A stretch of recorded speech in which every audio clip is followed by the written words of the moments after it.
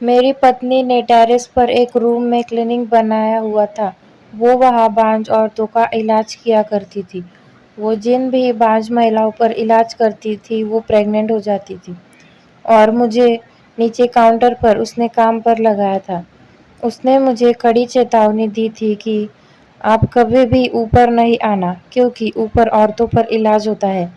मैंने भी उसकी इस बात को मान लिया क्योंकि इससे हमें बहुत सारा पैसा मिलता था।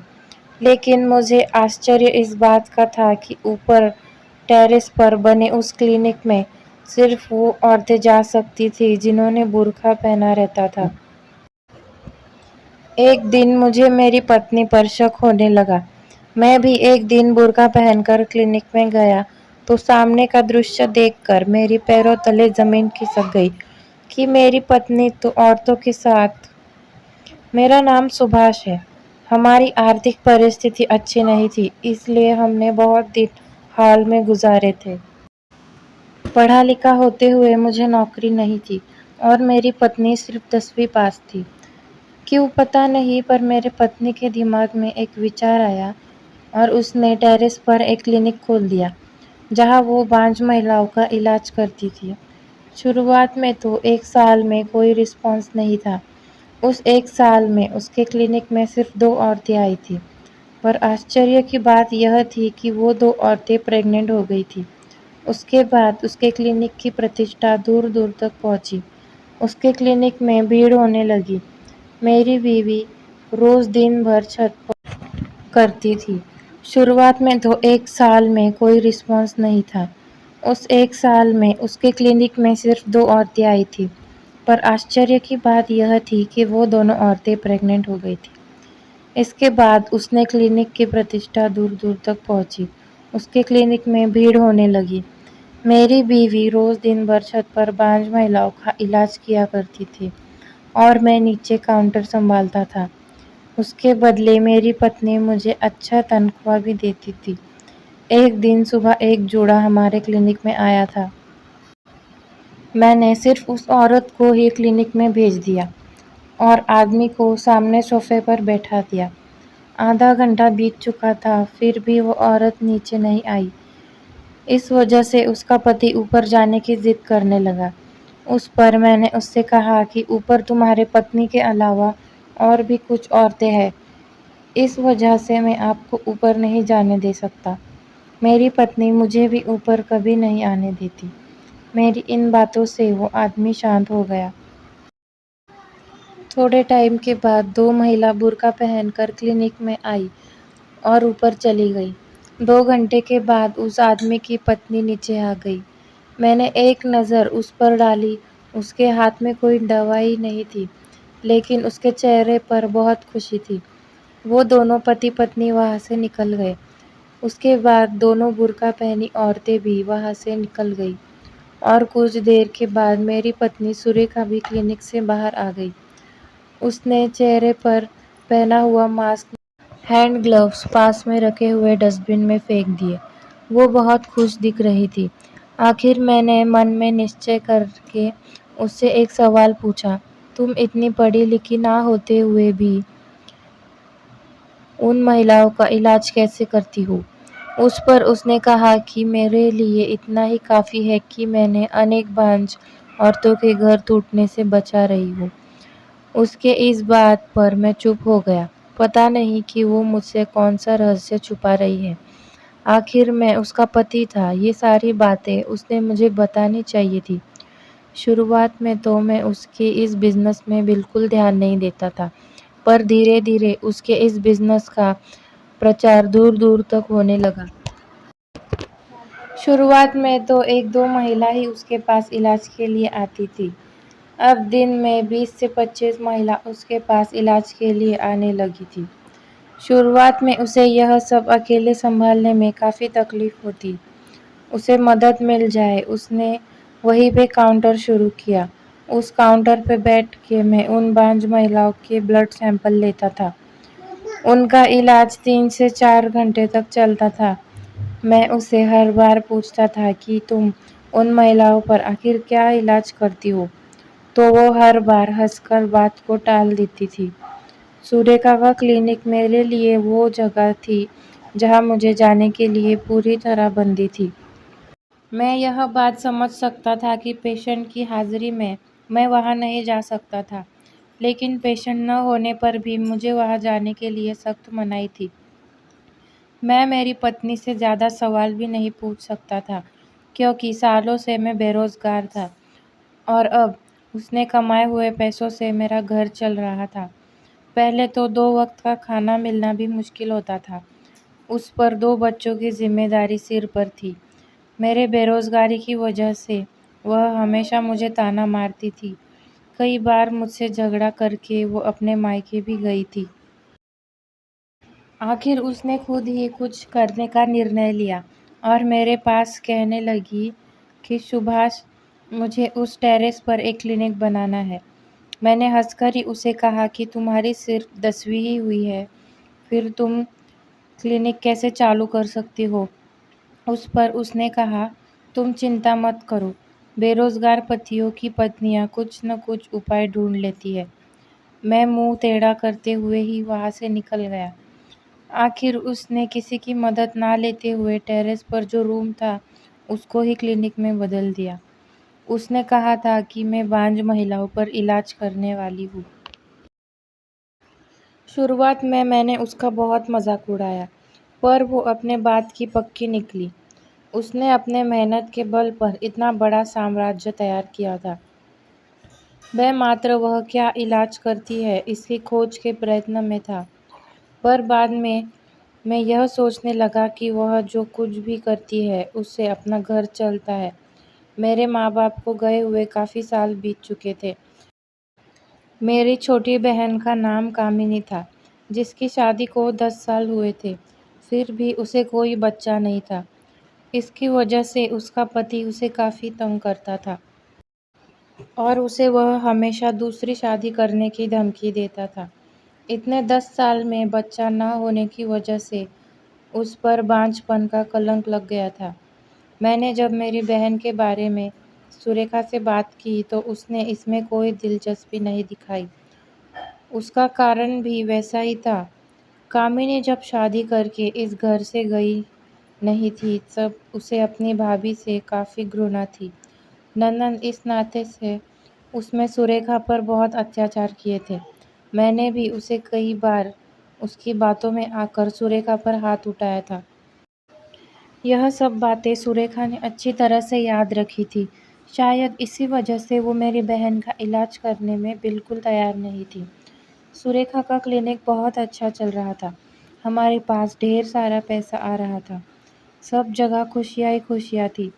पर कभी-कभी सुरेखा क्या करती थी, इन विचारों से मुझे रात भर नींद नहीं आती थी। एक दिन एक बूढ़ा इंसान मेरे पास आया। उसे मैंने सोफे पर बाहर बैठाया और उसके पत्नी को ऊपर भेजा।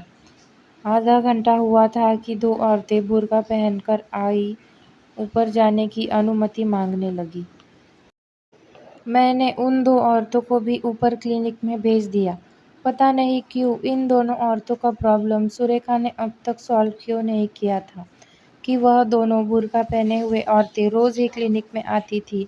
3-4 घंटों के बाद वह पेशेंट औरतें नीचे आई और उसके पीछे-पीछे वह दोनों बुर्का डाले हुए महिला भी नीचे आ गई। वह बुर्का पहनी हुई औरत जल्दी-जल्दी में निकलने की तैयारी में थी। मेरी नज़र उसमें से एक औरत की चप्पल पर गई। आदमियों की चप्पल पहने हुई थी। मुझे उस पर शक होने लगा, इसलिए मैंने उसे रोकते हुए उससे पूछा कि आप यहाँ इतने दिन से आ रहे हैं, अभी तक सॉल्व नहीं हुआ? उस पर उसमें से एक औरत ने कहा, औरतों पर इलाज करने आते हैं। अभी मुझे सभी बातें समझ आ रही थी। मतलब उन बांझ औरतों पर ये दोनों महिला इलाज कर रही थी और मेरी पत्नी सुरेखा खुद उनका क्रेडिट ले रही थी। लेकिन मुझे इन सब बातों से कोई लेना देना नहीं था। मैं तो काउंटर पर खड़े रहकर अपना काम करता था। इतने में मुझे मेरी बहन कामिनी का फ़ोन आया। कह रही थी कि भैया कुछ भी करो, पर अब भाभी को मुझ पर इलाज करने के लिए तैयार करो, क्योंकि अब मेरा पति मुझे तलाक देने वाला है। मैं उसे खूब समझाकर फ़ोन रखा। इसी बारे में बात करने के लिए सारी महिलाओं के जाने के बाद मैं ऊपर क्लिनिक में गया। मैं दरवाज़ा खोलकर अंदर गया तो मुझे देखकर सुरेखा ज़ोर से चिल्लाई। उसने मुझे यहाँ दरवाजे के बाहर धक्का मार दिया। मुझे मेरी पत्नी की यह हरकत थोड़ी अजीब लगी। मुझे उससे मतलब नहीं था। मैंने उससे उसके बहन के इलाज के बारे में बात की तो उसने कहा, तुम्हारे बहन पर मैं इलाज नहीं कर सकती। उसे कह दो कि एक अच्छा अस्पताल देखकर वह अपना इलाज करे। उस पर मैंने उससे कहा कि तुम यह बात बाकी के औरतों को भी तो कह सकती हो कि आप बाहर इलाज कर लो। फिर तुम मेरे बहन को ही क्यों अस्पताल से इलाज कराने के लिए बोल रही हो? पर मेरी पत्नी ने कहा कि ऐसा कुछ नहीं है, तुम्हारे बहन का इलाज नहीं कर सकती। इस बात की वजह से मैंने सुरेखा से बात करना छोड़ दिया, लेकिन इस बात का कोई फ़र्क नहीं पड़ा। आखिर अब वह पैसा कमाने लगी थी। उसके मन में मेरी कोई कीमत नहीं थी। कुछ दिन बीत गए और कामिनी मेरे घर रोते हुए आ गई। मुझसे कहा कि भैया कुछ भी करो, भाभी को मुझ पर इलाज करने के लिए कहो। आज मेरे पति ने मुझ पर बांझपन का कलंक लगाकर मुझे घर से निकाल दिया है और जल्द ही वह मुझे तलाक भी देने वाला है। मैंने कि यह सब बातें मेरी पत्नी भी सुन रही थी, लेकिन उसका हृदय पत्थर का हो गया था। मैंने सुरेखा से कहा, कामिनी ने तुम्हारे साथ शादी से पहले जो किया उसके लिए मैं तुमसे माफ़ी मांगता हूँ। उसका घर टूटने से तुम बचा सकती हो। उस पर सुरेखा ने कहा, उसका पति अगर उसे तलाक देना चाहता है तो देने दो, हम कामिनी की दूसरी शादी करा देंगे, लेकिन मैं उस पर इलाज नहीं कर सकती। पर मैंने आश्चर्य से सुरेखा को देखते हुए कहा, उसके इलाज के बजाय उसे तलाक लेना चाहिए, ऐसा तुम्हें लगता है?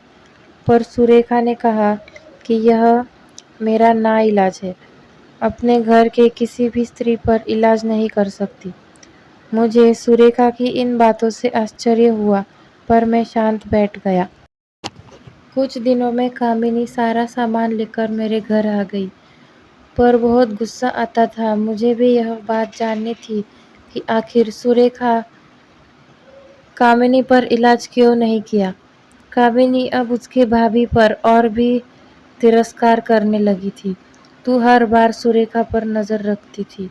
एक दिन कामिनी ने मुझसे कहा, भाभी ने मेरा इलाज क्यों नहीं किया? उस पर मैंने कहा, यह बात मुझे भी जाननी है, लेकिन मुझे कोई रास्ता नहीं मिल रहा। तब कामिनी ने कहा कि पक्का कुछ तो पक रहा है। उसने मुझ पर इस वजह से इलाज नहीं किया क्योंकि उसके मन में कुछ तो काला है। सच में तो यह लोगों पर इलाज करती ही नहीं है, वो तुम्हें धोखा दे रही है, लेकिन तुम्हारी आंखों पर पैसों की पट्टी बंधी है। तुमने उस बुर्का पहनी हुई औरतों को पहचाना नहीं क्या? असल में वो औरतें नहीं, आदमी हैं।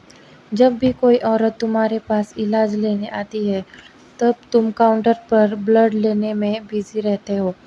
तब दो बुर्का पहनी औरतें आती है और वो रूम में निकल जाती है। पक्का तुम्हारी पत्नी कोई बड़ा खेल खेल रही है। मीनाक्षी ने मुझे वही बातें बताई जिन बातों का मुझे पहले से ही शक था। तब मैंने मेरी बहन से कहा, अगर कोई औरत इलाज करने आई तो हम बुर्का पहनकर क्लिनिक में जाएंगे। अगले दिन सुबह मैं काउंटर पर बैठा था। इतने में एक महिला अपने पति के साथ इलाज के लिए आ गई। उसके पति को सोफे पर बैठाया और उसे क्लिनिक में भेज दिया। मैं जल्दी से घर गया और कामिनी को इशारा किया।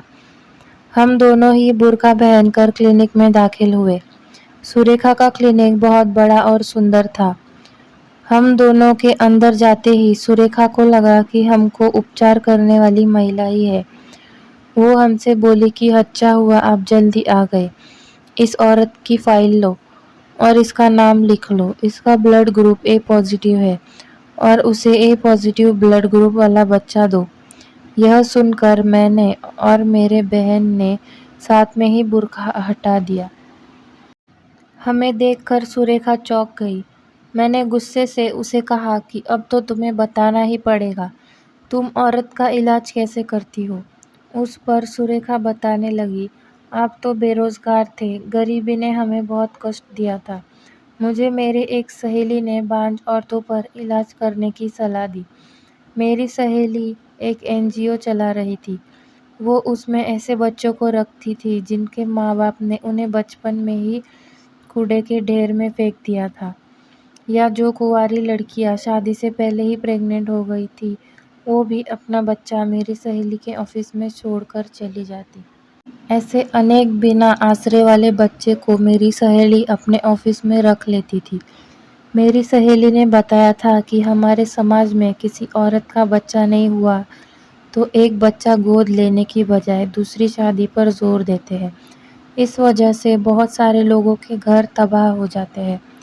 मेरी सहेली ने उसके यहाँ से 2 नौकर मुझे दे दिए थे। जब भी कोई औरत मेरे पास इलाज करने आती थी, मैं उसे साफ तौर पर कह देती थी, मुझे किसी प्रकार का इलाज करना नहीं आता, लेकिन तुम्हें बच्चा मिल जाएगा। मैं उन औरतों के पति के ब्लड ग्रुप लेती और उसी ब्लड ग्रुप का बच्चा 9 महीने बाद उस औरत के हाथ में देती। मैं कामिनी पर इलाज इस वजह से नहीं कर रही थी कि मेरे सारे रहस्य उसे पता चल जाएंगे। उस पर कामिनी बोली, अगर आपने मेरे लिए कुछ किया होता तो मैं मेरे पति से तलाक लेकर यहाँ नहीं आती। आपके इस काम में मैं आपका साथ दूंगी, क्योंकि आपका यह काम समाज के लिए बहुत अच्छा है। तरह जिन्हें संतान नहीं है, उन्हें बच्चा मिल जाता है, और जो बच्चा अनाथ है उन्हें भी माँ बाप मिल जाते हैं, और इस तरह हजारों औरतों का घर तबाह होने से बच जाता है। सुरेखा और कामिनी एक दूसरे के गले लगकर बहुत रो रहे थे और मेरी आंखों से भी अश्रुधाराएं बहने लगी। अब मुझे मेरी पत्नी पर गर्व होने लगा था। तो दोस्तों, अगर कहानी अच्छी लगी हो तो वीडियो को लाइक शेयर ज़रूर कीजिए, और ऐसे ही अच्छी कहानियाँ सुनने के लिए चैनल को पक्का सब्सक्राइब कीजिए।